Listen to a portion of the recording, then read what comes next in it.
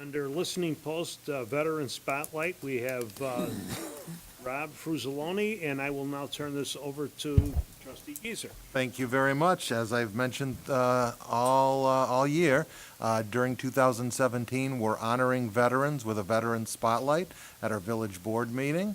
And today, very honored to invite to the podium to tell us about his service, but Mr. Rob Frusolone. Rob, thank you for joining us today. Thank you. Thank you for having me. I really appreciate it. About 5 years ago, the teachers at J Stream asked the kids if they had any people in their family who were veterans. They wanted to put together a presentation for Memorial Day. My son Daniel came home and asked if I'd be interested in doing that. And as a reservist, I felt a little funny about that. I never served in combat, never went overseas. So I was a little hesitant, to be honest. So I began making a list of the things I did in the reserves, and I spent 8 years in the Navy Reserves. After a little while, when I took a look at the list of the things I had done, I thought, you know what, maybe I do have a story to tell, to share with the kids, and maybe it'd be a way to try and, help recruit for the reserves.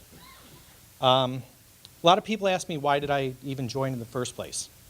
Well, my dad died when I was a kid, and he had served during World War II on PT boats in the Pacific, so he saw a lot of combat. But because he passed away, I never got to hear any of those stories.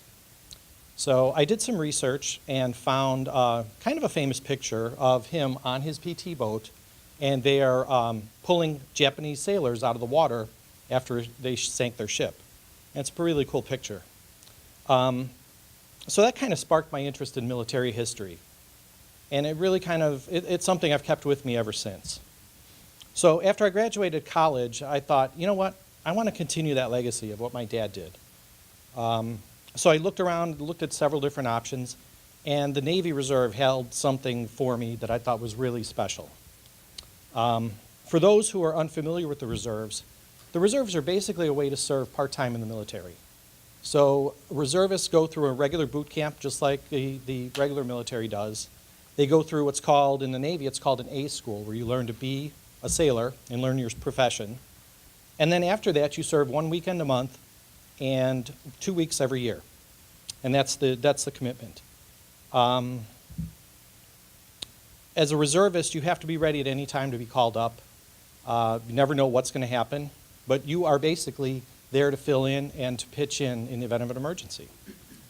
So I enlisted December 7th, 1986, and I received my honorable discharge in December of 1994. I was an intelligence analyst, so I learned to do things like photographic interpretation. I did intelligence briefings, operational planning, did security. Rose to Petty Officer Second Class, which is an E5, comparable to a sergeant in the Army or Marines. I was very privileged to receive a top secret security clearance. And back then, that was pretty rare for a reservist to get. The FBI conducted the background checks.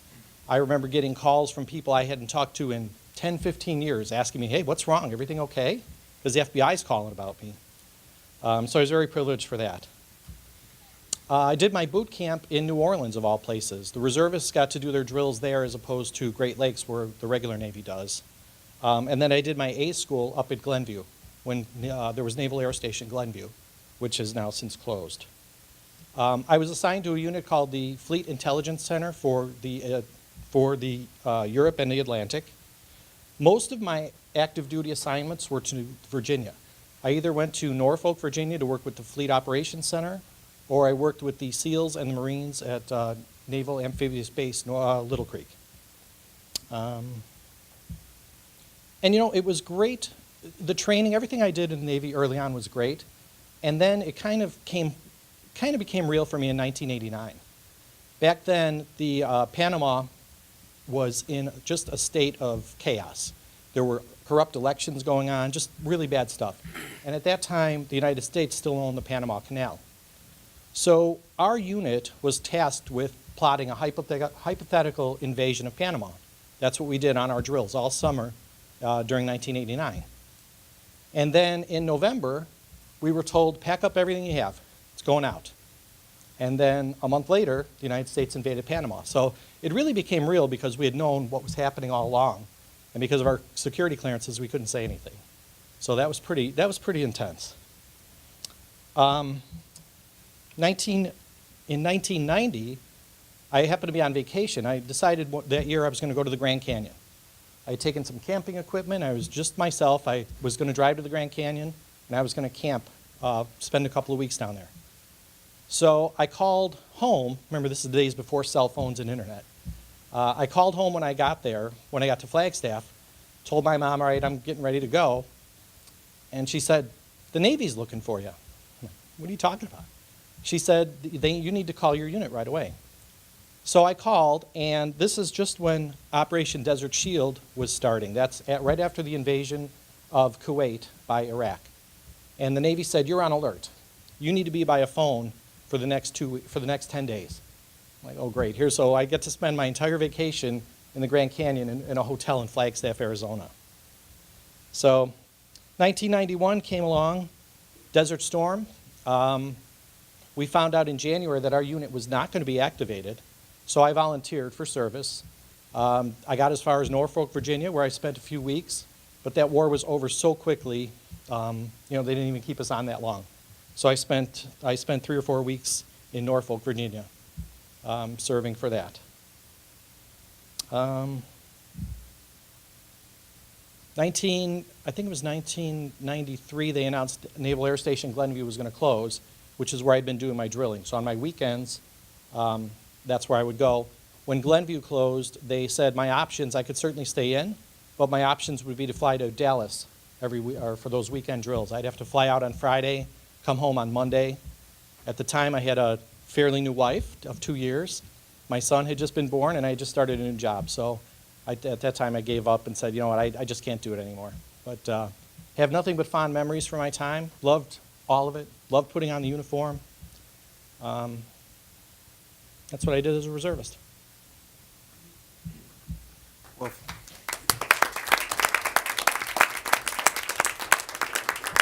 thank you very much, and thank you for your service. Anyone have a comment or question? Well, first off, of course, thank you for your service.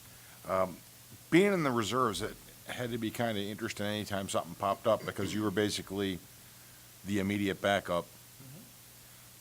Did it give you a bit different perspective watching the news as soon as something came on? Were you kind of sit in the background waiting? Well, we certainly did. With Panama, because we were working on it and it was in the news every day, we wondered, are we going to get called up? But because we did all of our work, we were actually plotting out landing zones and beachheads and things like that. So, all the work we had already done. So it certainly came as no surprise when the invasion happened. We didn't know ahead of time, only the fact that they had taken our material. So we kind of thought. Then when Iraq invaded Kuwait, yeah, I was pretty much expecting the call. I figured we would go.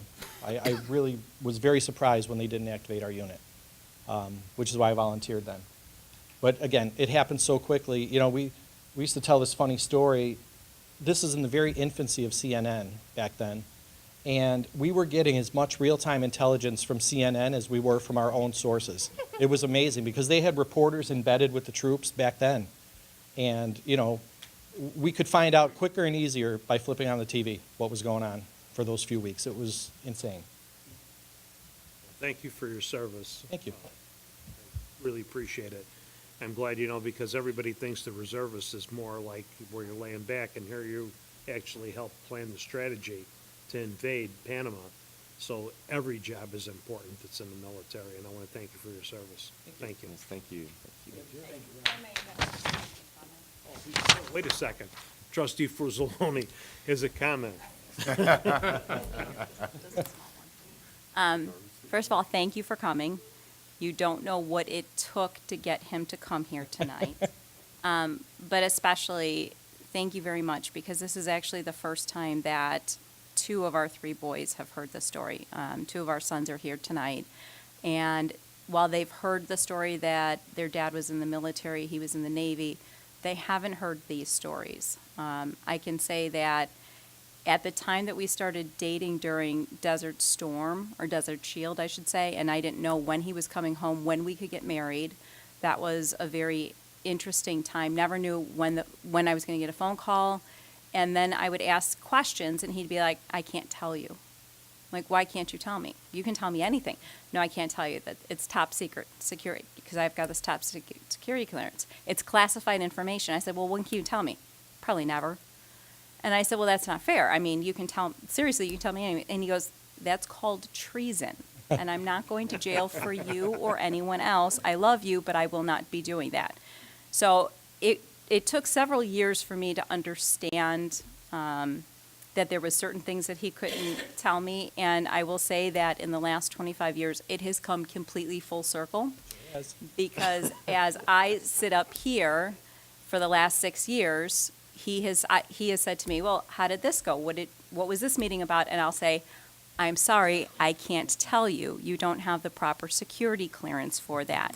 And he'll be like, no, I have top secret security clearance for the military still to this day. I was like, I'm sorry, but you're not authorized for that information. So it has come, absolutely has come very full circle with the understanding and sometimes frustration on his part when I say, I seriously can't talk to you about that. So thank you very much for coming in. And We have a question. boy, Looks like we have a question from the audience.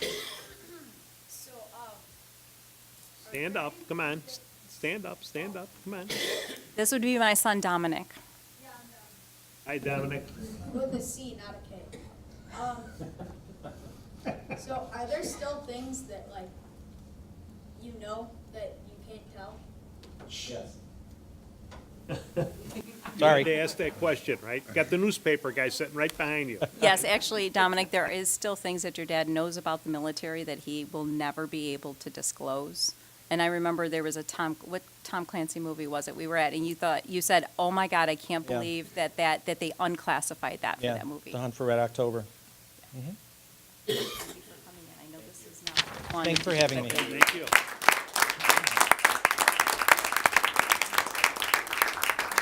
you. Thank you very much. We'll end our Veteran Spotlight next month with resident of Carroll Stream and police officer Julie Johnson will tell her experiences serving the nation. So thank you very much.